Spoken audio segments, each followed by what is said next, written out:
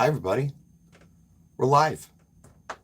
I'm going to try to monitor questions and such off of the PC while I'm doing this live stream. So I'll be able to see the chat better.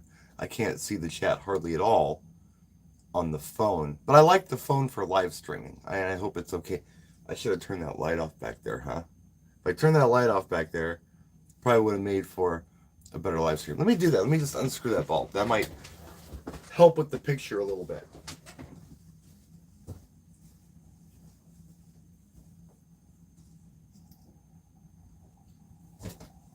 Shows you how advanced I am.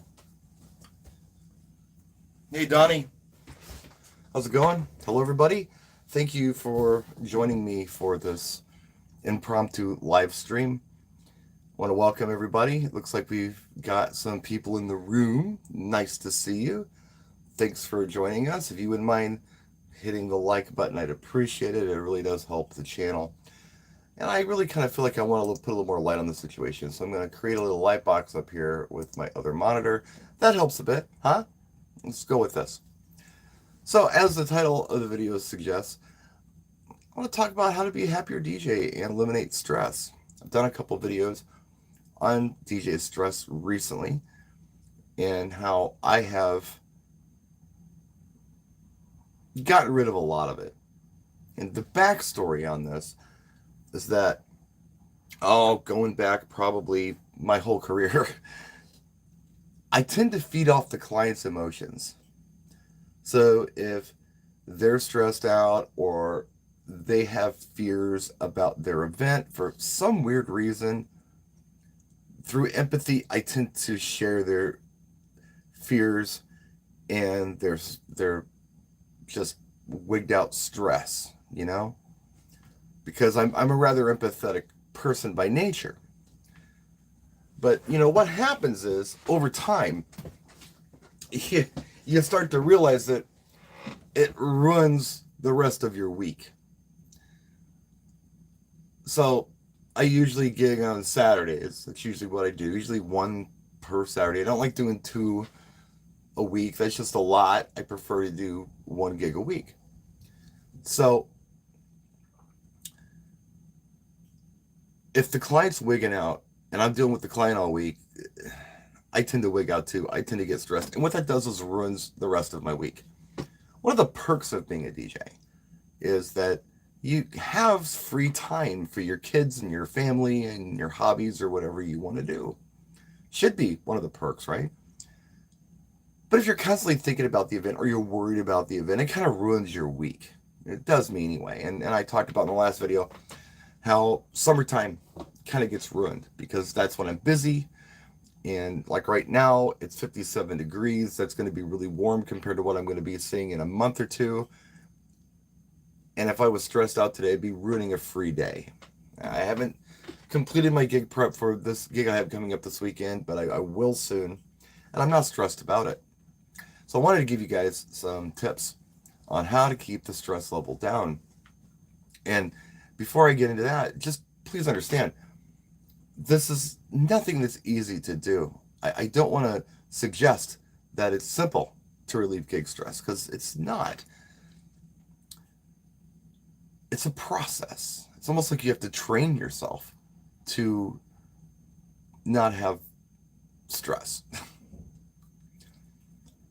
So the first thing that I think anyone can do, especially if you are a professional DJ, not new or any of that, but you're a professional DJ, you've been doing this for a while, is realize that you are a professional DJ. The client isn't. The client hasn't been to however many events that you've done and experienced the trials and errors that you've experienced throughout your career. You have. This is their first time out. Maybe they've seen other DJs and they didn't like what those other DJs were doing, and they make suggestions that are a little different than what they've seen. They want this song or that song because they want something different than what they saw. Fine, whatever. You can do it, right? I mean, that's what I tell myself. I was questioning my abilities as a DJ because of their doubts, fears, and stress. Now, something I got to make crystal clear, I made it clear in the last video. A lack of stress does not mean a lack of concern or compassion or preparation. It just literally means less stress. It's not stressful for me to prepare for an event. I allow time to do it. I do it. Big deal, right?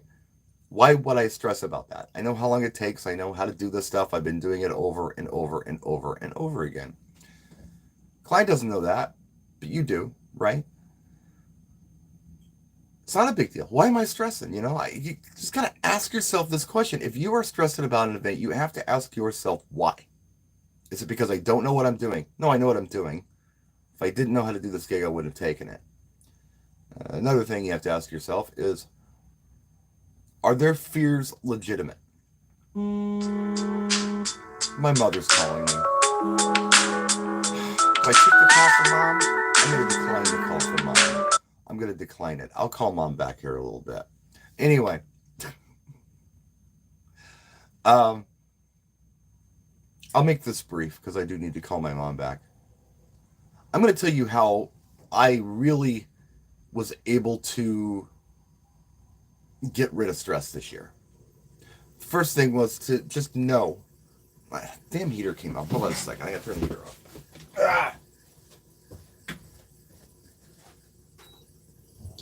One thing after another. Can't do a damn live stream unless it's 4 a.m. Anyway, so I did this rather ambitious job for a corporate client. And the corporate client ultimately was Swisher Sweets. I went to Daytona, Florida, and I went to Detroit, Michigan within the last calendar year working with this client. I was approached last fall from somebody who I went to school with, who had a company that built touring rigs. And they asked me, because they knew me as a DJ in high school, and they're on my Facebook, and they said, hey man, do you do karaoke stuff? I said, well, not really. So we need help building a karaoke rig. And I said, okay, well, what do you got going on? So, well, this is what we want. We want like a DJ system built where you could do live performances on it, being vocalists or whatever. We also want the ability to record this stuff. We need to do it all offline. We need to do it all legal. What can you do for us? Can you help us? Can you design a system for us? So, well, I've never done this before, but I think I understand how it's done. The PA part is easy. I know how to do that. The vocals or the instruments, that's going to be a separate mixing board. And then the recording device, there are a lot of options. Like, well, we got to have this built so anyone can use it. Like simple.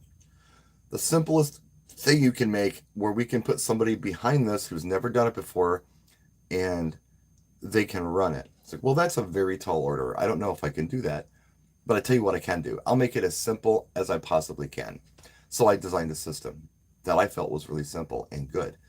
And I was thoughtful about it. I thought about the space they were using, what their objectives were as far as what else was going on in the room. I didn't want to blow anybody's eardrums out if there were other things happening there. Indeed, there are. A lot of things were happening besides the music and the vocalists and the performances.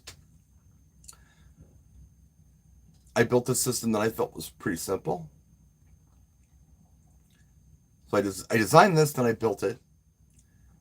And after I did that, I was asked to tech it, to go on the road and tech it. So I went to St. Louis and I did some tech stuff and tried to answer some questions for the client.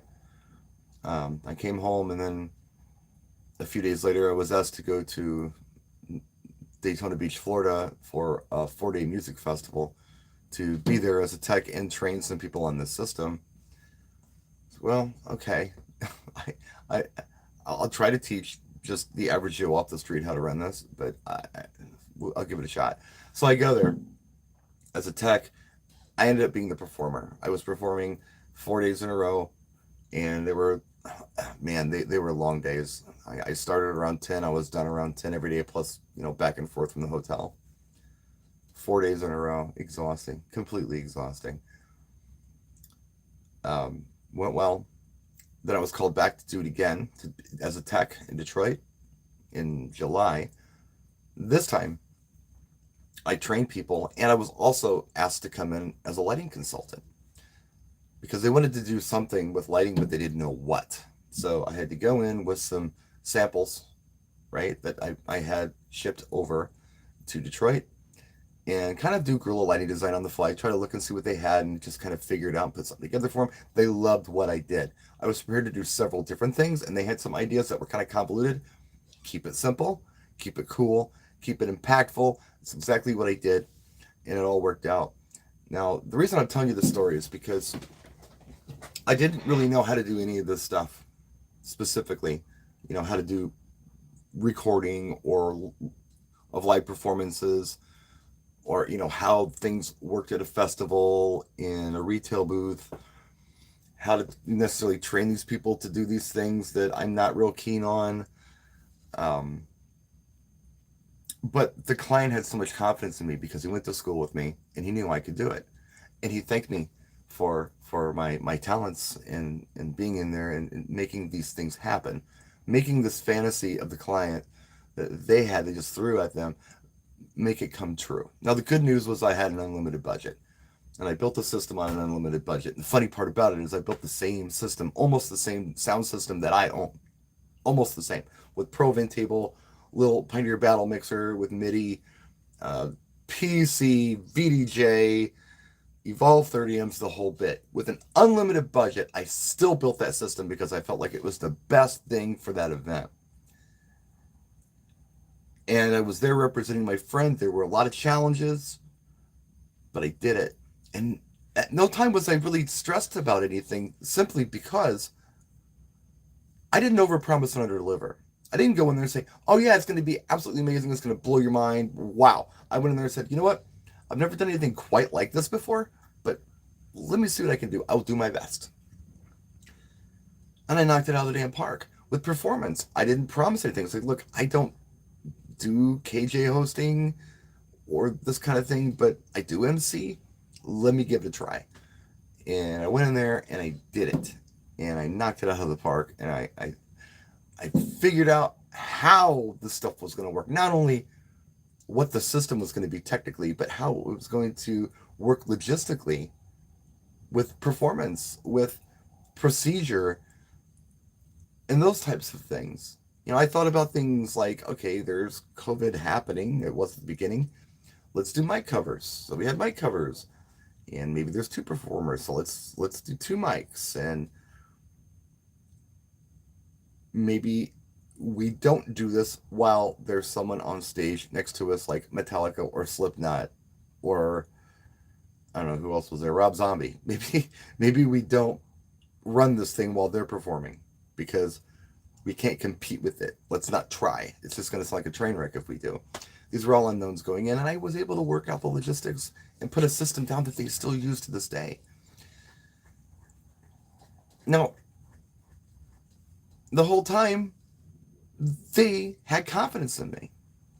If they would have, I don't know, let's say that I applied for this job. Let's say that there was an ad that I saw, oh, I can do it. And then I had to go in and prove myself, and I had to, do all of this stuff. They don't know me from anybody. It would have been harder, but because he knew me and because he trusted me and because he's known my work since I was probably 13, 14 years old. I was the guy at the local skating rink back then. I mean, everyone knew me as a DJ. Even when I was a kid. I'm 51 now. I've been a DJ that long. Total 100% trust and faith in my abilities and talents. And I thought to myself, if I can pull off these big events, these big things like that, no one's ever done anything like this before. I figured out the system. I teched the system. I built the system. I set it up. I ran all logistics on this thing. There was a lot of trial and error at the first one for the first couple of days, and it went real smooth. And then I did the second one, and it was really smooth. If I can do this without stress, how come I can't do a wedding reception without stress? Something I've been doing, most weekends since I've been 17 years old. Why am I stressing about this stuff? It's ridiculous to stress about this stuff.